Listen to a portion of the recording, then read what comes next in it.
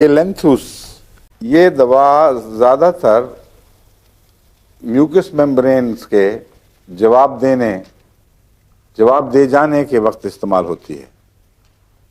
Mucus membrane کس کو کہتے ہیں پتہ ہے آپ کو؟ میوکس ممبرین نہیں، اس کو اوریفیسس کہتے ہیں۔ اوریفیسس کا جوڑ، یعنی جہاں سے انسان کی میوکس ممبرین اندرونی جلد کا نام ہے۔ انسانی جسم جو ہے وہ کھوکھلا ہے نا بیچ میں سے، جو اندر کی طرف کی سطح ہے کسی چیز کی بھی ہو اس کو میوکس ممبرین کہتے ہیں، اور بیرونی سطح اگر وہ باہر ہو تو اس کو جلد بن جاتی ہے۔ اس لیے میوکس ممبرین گردے کی بھی ہوتی ہے، انتڑیوں کی بھی ہوتی ہے، معدے کی بھی ہوتی ہے۔ ہاں، یہ بھی میوکس ممبرین ہی کو جی، گلے کے اندر۔ ہاں میوکس ممبرین ہی ہیں سب۔ تو میوکس ممبرینز بریک ڈاؤن کر جائیں، لیکن اس کے بریک ڈاؤن میں اور ایک اور دوائی آپ کو یاد نہیں آئی میوکس ممبرین کے بریک ڈاؤن کے متعلق میں نے بتائی تھی، امونیم کارب۔ اس کے بریک ڈاؤن میں اس کے بریک ڈاؤن میں آپ کو فرق ضرور رکھنا ہوگا۔ یہ جو ہے ایلینتھوس، اس میں بلیڈنگز اور خصوصاً کالے پگھلے ہوئے خوفناک خون کی بلیڈنگ نہیں ملتی۔ اس میں السریشنز اور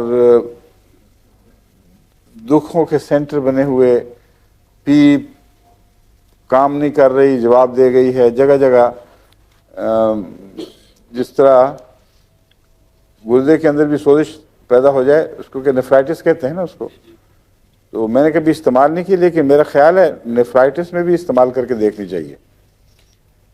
گلے، انتڑیوں، منہ، ہر جگہ میوکس ممبرین کے جواب دے جانے کے وقت یہ استعمال ہوتی ہے، اور اس میں السرز خصوصیت کے ساتھ پائے جاتے ہیں چھوٹے چھوٹے جگہ جگہ، اور بال جھڑتے ہیں اس میں زیادہ، جس کا مطلب ہے کہ وہی کمزوری کچھ سکن میں بھی منتقل ہوتی ہے۔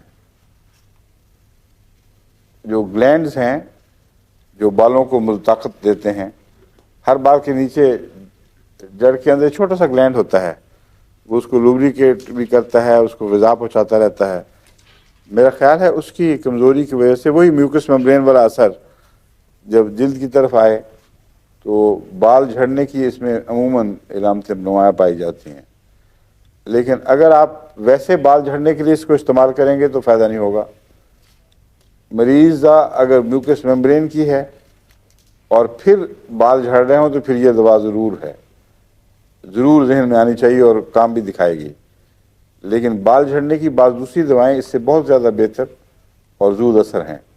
اگر یہ چونکہ اس میں خاص طور پر میوکس ممبرین کے جواب دینے کا ذکر ملتا ہے، رحم کے اندر کی سطحوں کے ساتھ بھی اس کا بہت تعلق ہے، اور اگر کسی کو پیوپرل فیور کہلاتا ہے، ہاں پرسوتی کا بخار کہتے ہیں اس کو اردو میں، یعنی رحم کے ساتھ جس انفیکشن کا تعلق ہو اور اس سے بخار ہو جائے، سیپٹیسیمیا رحم کا، اس کے نتیجے میں جب دماغ میں پاگل پن ہو، اور اکثر عورتیں جن کو یہ بیماری ہو وہ ضرور ریو کرتی ہیں اس بیماری میں، ٹائیفائڈ کی طرح اس میں بھی ریونگ پائی جاتی ہے، ان کے لیے یہ بہت اچھی دوائی ہے ایلینتھوس۔